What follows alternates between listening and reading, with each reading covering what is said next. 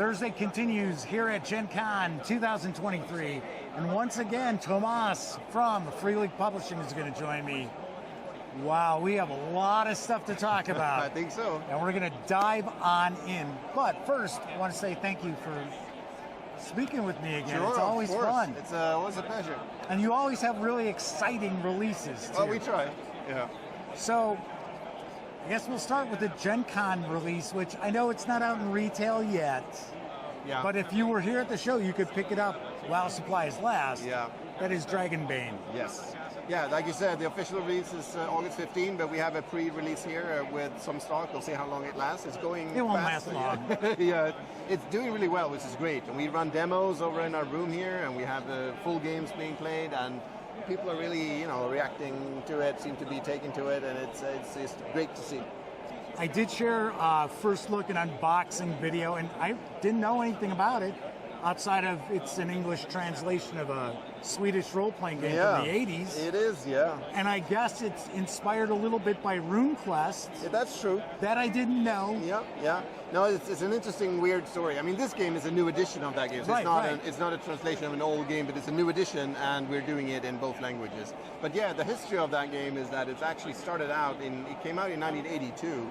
As a translation of Fantasy World, which was by Chaosium, which was kind of the same base system as RuneQuest, but a more of a generic no without a setting. That was like because the guy. Didn't they have Supers World? Wasn't that another? Exactly, they had a Supers World and Fantasy World and something else world. That didn't live very long, I think, back then. Right. But that got translated into Swedish by a guy who ran a company back then, who then became Moria, which became the big Swedish fantasy RPG.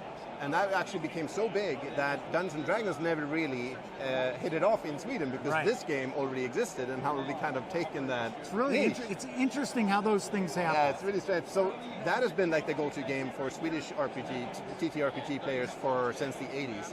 And it's been going through several editions, and now we have taken over that license, so it's fully our own, and we're launching it in English also under the name Dragonbane, and also, of course, reworking the game. It's not the same old game anymore, even though it does share some of the old mechanics, like the basis for it, but then we've developed it and brought things into it from our other games and kind of made it our own thing, and now we're releasing it as kind of a fun, fast fantasy title, good for one-shots, also for campaign play, but it's kind of easy to pick up, easy to get into, and kind of with a moody, more like an upbeat, fun tone, maybe then. It's not grimdark, it's more like a bit of a tongue-in-cheek, but still, brutal and fun to play. It's a little more lighthearted. Lighthearted. You can still have your epic fantasy adventures and things like that. It's not silliness. No. But it isn't, the world's ending and there's nothing we can do about it, okay. Yeah. No, so it's not grimdark. We have some other grimdark games, but this one is more lighthearted. Yeah. Sure. And can I take a guess we're going to see a good amount of releases in the future for it? That's definitely the plan.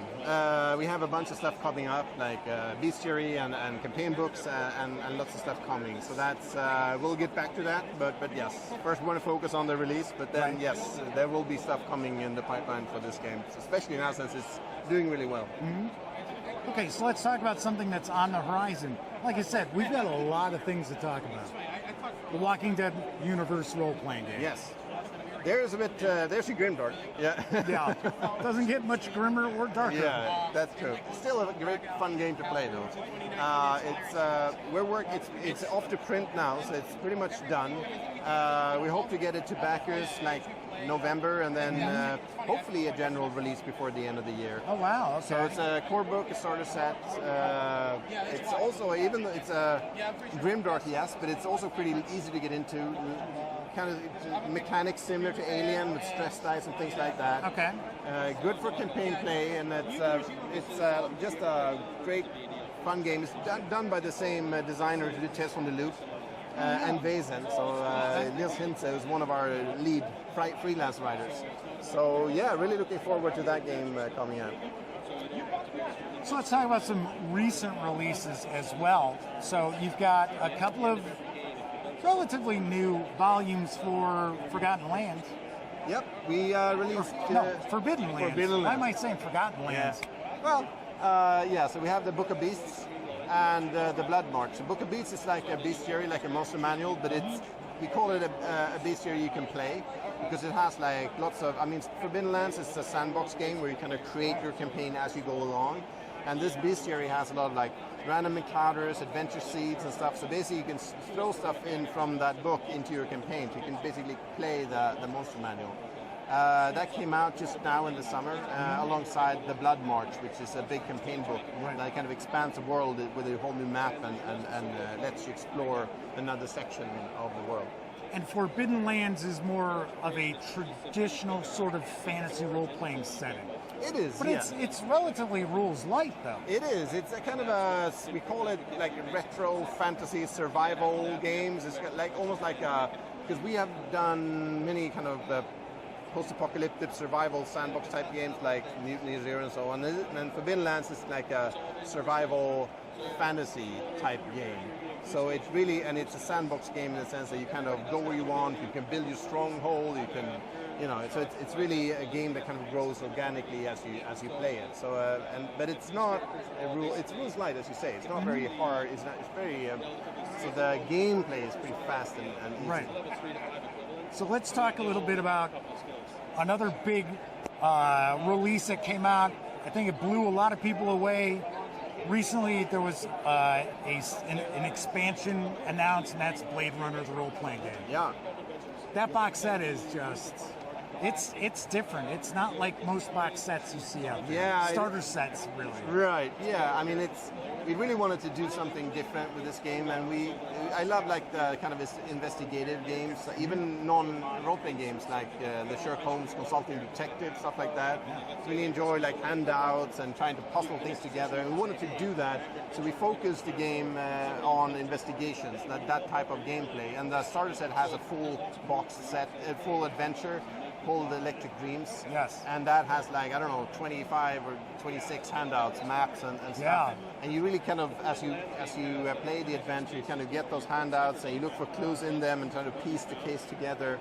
So that we really love to have those kind of very tactile parts of the game. So you really feel like a Blade Runner studying these crime scene images and stuff. Really nicely done. So that's we're doing more of that. Like one of the new things that's coming out is Fiery Angels, which is a new case file. There's also going to be a box set, but it doesn't include the rules. So you still need the starter set or the core rulebook. But it's a box set with a new case. Big case to solve with also lots of handouts and stuff. It kind of continues the story from the first one. And it's going to have options to be able to play as a replicant, right? That's actually a separate book. So we're doing that also. Okay. Yeah, another book called Replicant Rebellion, which is kind of expands the game. So you actually play the kind of the flip side. Instead of playing Blade Runners, you'll be playing the replicants. Mm-hmm. And that book will also include like a different type of gameplay, because in that you won't be solving cases. Instead, you'll do other stuff, like more like a heist type of game. So that's also coming. We're working on both of those expansions for Blade Runner. Then, of course, we've got the second edition of The One Ring. Yes. And it's 5e companion. That too. Right? Yes. So that, we have a couple of modules right now on pre-order. Tales from the Lone Lands is an adventure module, 6 adventures set in Eriador. A lot of fun. We just played it now in the spring, and it's just a lot of fun. It has that, it really oozes Tolkien, so it's really good. I really enjoyed that one. And that's coming out in November. It's on pre-order now. And now today we just announced a Kickstarter for a big Moria expansion. And that's been a long time coming. So that's going on Kickstarter August 29th for a release. It's kind of funny because I seem to remember there was another company that was doing a Lord of the Rings role-playing game that they had big plans for a Moria book. Didn't happen though. I don't know. You had some announcements here at the show you were making, I think, today? Yeah. Did you make them already? Can we talk about them? We can talk about them. Because I don't know about them. Right. Yeah, we had a couple of announcements. We sent out like an email. You can probably, But if it went out today, I haven't seen it yet. Yeah. So I don't know. I'm doing something else. Maybe. No, so what we announced today is the Moria Kickstarter is probably the big one. Okay. Then we have The Walking Dead is now open for late pledges. We're doing another art book for illustrated Lovecraft, so that's the Dunwich Horror. We're doing that art book is coming. Nice. And then we also announced two new, one for Cyborg, an expansion for Cyborg, and one for Death in Space. And we also have those guys here, which is a lot of fun. Those are third-party independent creators. Right. So they also announced one expansion each for their games. Yeah, I just showed, I shared a first look at Pirate Board.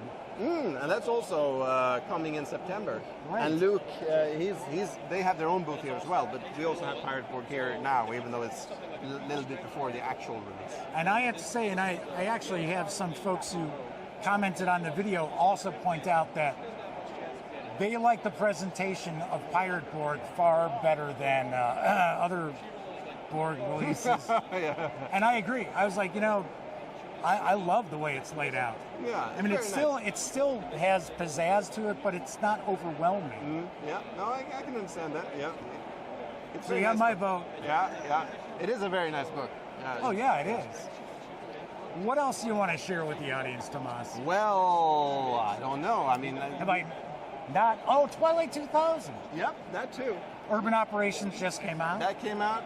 And I had a first look video of that too. So. Yeah. And we're working on two more expansions for it right now. Both of them are fairly far along. So first one is Black Madonna, which was part of the Kickstarter. So that's coming together really nicely. Should not be far off now. We want to do a pre-order, but not until we actually have the finished PDF. And then Hostile Waters, which is continues kind of Urban Operations, more of the themed expansions, which is also pretty much largely written. The art is underway, so both of them are far along. But Black Madonna will be first, and then the other one. Yeah. Nice. Yeah. Very cool. Yeah, I wish there was something coming out from Free League.